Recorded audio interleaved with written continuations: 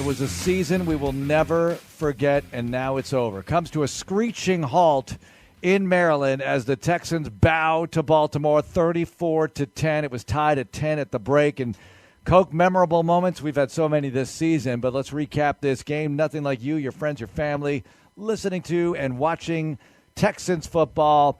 Brought to you by Coca-Cola. Coca-Cola, together tastes better. All right. After a 3-and-out, Texans took the ball to start the game, wanted to see if they could strike first on offense. They couldn't do it. 3-and-out. Ravens drive, but the defense stiffens and holds Baltimore to a 53-yard field goal by Tucker. 3-0 Ravens. Eventually, Texans tie it up. Fairbairn, 50-yard field goal. We're knotted up at 3, and that looks pretty good. The Ravens put together their only touchdown drive of the first half. After that, Lamar Jackson to Nelson Aguilar, and it's 10-3. Baltimore ahead by 7.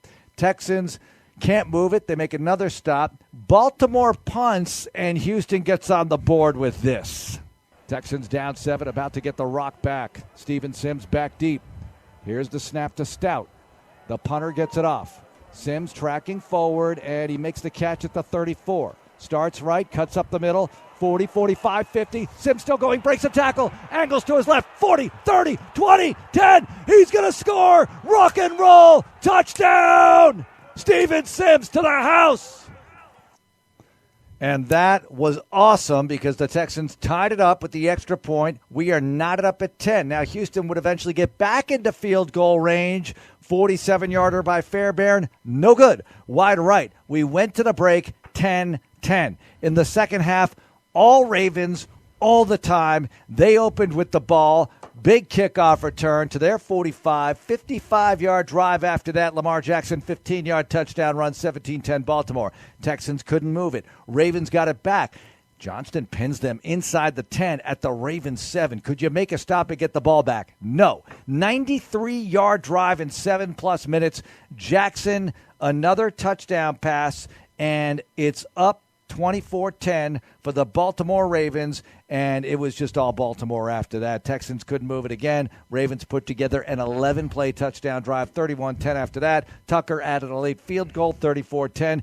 And just to paint the picture a little more, time of possession was ridiculous here. 15-minute advantage for the Baltimore Ravens, 37-35 to 22-25 for the Houston Texans. And on the ground, they were rolling in the second half. 229 rushing yards in this game. Jackson, 11 carries, 100 yards, 2 rushing touchdowns, and he also threw it for 152 and threw 2 touchdown passes, while Zay Flowers had 4 catches for 41. Meanwhile, C.J. Stroud, 19 of 33, 175 yards, no TDs, no picks, and Devin Singletary, only 22 yards on 9 carries. Nico had 5 catches, Singletary had 5, Schultz had 5, but the Texans, you get the picture, could not move the football.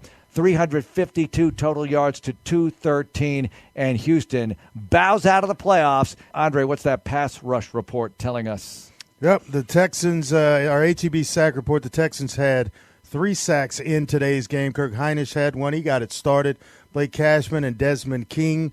As part of Sacks for Hunger, HEB will donate $1,000 to the Houston Food Bank every time the Texans sack the quarterback. The HEB Sack Attack. It's brought to you by HEB, the official tailgate headquarters of the Houston Texans. So, Andre, late in the first half, pass rush starts to work. They make stops. They get the ball back. They miss the field goal. But, okay, you're tied 10-10 at the half. Second half, the Ravens were not running every play, but it felt like that. The ground game really made the difference. Yeah, I mean, he only had a couple of passes in the second half, especially the early in the second half. And then the ground game just took over. When the Texans went for it on 4th down and failed to convert, they ran it 8 times in a row before a completion to Zay Flowers, and then went right back into running the football, and Lamar ultimately got himself into the end zone. It's some work going to have to be done in the offseason in terms of stopping the run and maybe even shoring up the offensive line a little bit more. Titus Howard will be back at left guard. You get Drew Scruggs to move back to his natural position of center, and then you kind of go from there and see if you can build some depth and maybe some help at wide receiver for CJ to go along with it. but we got a long way to go, and it's been encouraging to see what this year brought. I'm super excited about the future of this team and the organization. No question. You've mentioned it before. This has been the most fun we've had in a doubt. long time, maybe ever, calling these games. So many unforgettable wins when you look at beating Jacksonville the first time down there, the first meeting down there. Pittsburgh, dominating win. J.J. Watt time. Tampa, Ogunbowale kicks the field goal. Even and last week. C.J. to Tank. Last week, beating the Titans in the Oiler uniforms up there, beating them again. The Colts 2 weeks ago. An amazing win to send you to the playoffs, to win the division for the first time in 4 years. Countless moments and memories we have this season. It's just painful to see it end this way today. Yep. With the Texans season ending tonight, I never thought it would happen quite like this, with a 24-point loss where you just couldn't get the ball in the second half. Yeah. Or when you did get it, you couldn't do anything. I think because of the way the season has played out, it would have hurt no matter what the score was. But maybe you live with it a little bit better if it's a one-score game and you didn't have the hidden yardage in terms of penalties, the negative hidden yardage. Those hurt because you're on a drive, and then all of a sudden you're backing up because of a false start.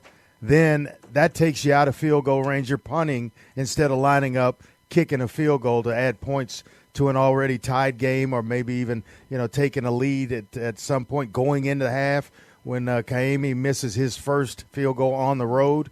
That would have been huge because it puts all types of pressure on Lamar Jackson and the Ravens to come out of the locker room and do exactly what they did. Now, without the pressure, they go down. I don't think it's quite as easy as if they're trailing 13-10 as if it's or when it's tied up 10 apiece. Every little bit helps. 11 penalties against the Texans, 70 yards. That's a lot of yards. And against a time team of like possession, this. Well, you keep giving them that spells not being able to stop the run. 200-plus yards on the ground given up. I mean, that's a hard way to go down. Reliant Power Player of the game. Forget about that. Let's do the Reliant Power Player of the season. And I think there's no question about who this is going to be from the official energy provider of the Houston Texans, Reliant. Dre, C.J. Stroud has given the organization so much early success in his career, and DeMeco Ryans' career, his first year as head coach, making the playoffs, winning a playoff game, winning the division. But C.J. Stroud, despite what we saw here tonight with the offense, unable to get the ball into the TDECU red zone, the future is so bright. No doubt. You've got the most important position in sports taken care of, and that is such a good thing. Yeah, no doubt about it. I mean, he gives you reason for hope. He gives you reason to know there's promise with this team. I think when the McNairs were looking for a head coach, they got it right there with DeMeco Ryans, and then obviously with C.J. Stroud. And I think that's going to line this organization up for success for quite some time. He's had a heck of a season, one that I don't think he could have even dreamed of coming into the NFL and being a part of this team and this organization. The way he's taken a leadership role in the season, I mean, all the way through. I watched after the game and just how many Ravens players were approaching CJ and giving him hugs and congratulating him on an outstanding season. That's respect already as a rookie. The future is very, very bright in Houston, especially at the quarterback spot. Got to the divisional round through one half. You were tied with the best team in football in the second half. They took over, and they're going to be a tough team to beat, especially right here in this building. They will host the AFC Championship game next week. What's up for next year? Final thoughts here from Baltimore, where the Houston Texans season comes to an end, 34-10. The Ravens beat the Texans, and they march on to the AFC Championship game here in Baltimore next week, while the Texans get ready for 2024 Prime Sport Tale of the Tape, brought to you by Prime Sport. Visit primesport.com for your VIP experience needs. Well, it's painful to think about now because it is so fresh, but the offseason arrives, and the Houston Texans, with a lot of cap space, obviously the draft capital there, they've got the better pick in the Houston-Cleveland swap deal with Arizona, so they'll get the Browns pick, and we'll find out exactly what happens soon enough in the months to come. And then next year, Dre, these Baltimore Ravens at NRG Stadium.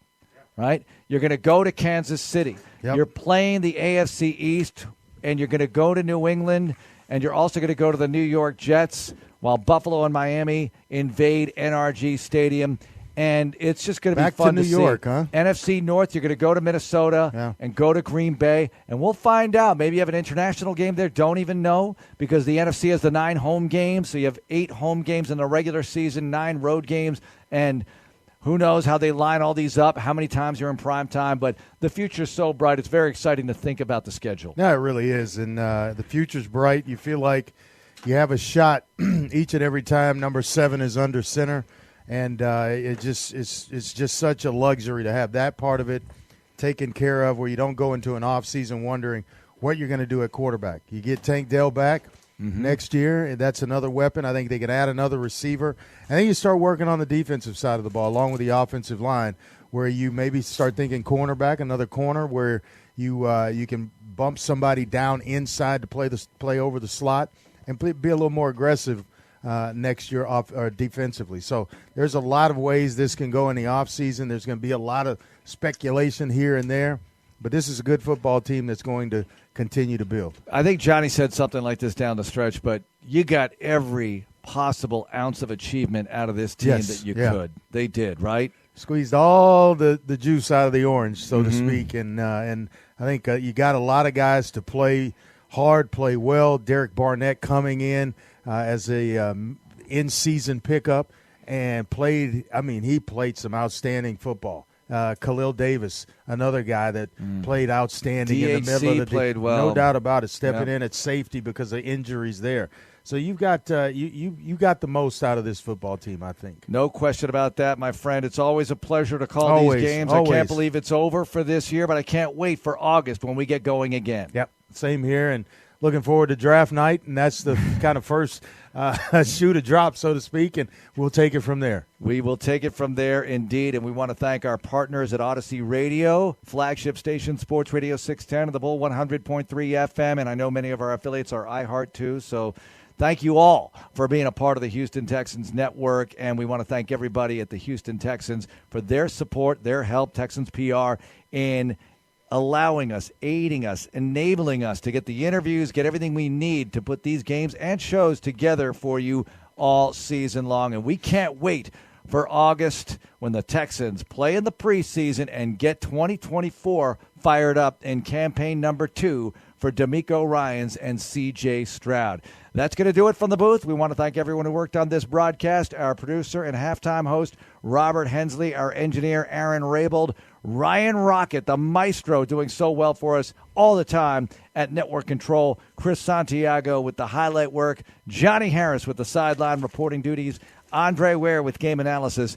I'm Marc Vandermeer, thanking you all for listening to all the games in the 2023 season. And we are done here in Baltimore, a sad ending to an otherwise bright and wonderful season for the Houston Texans.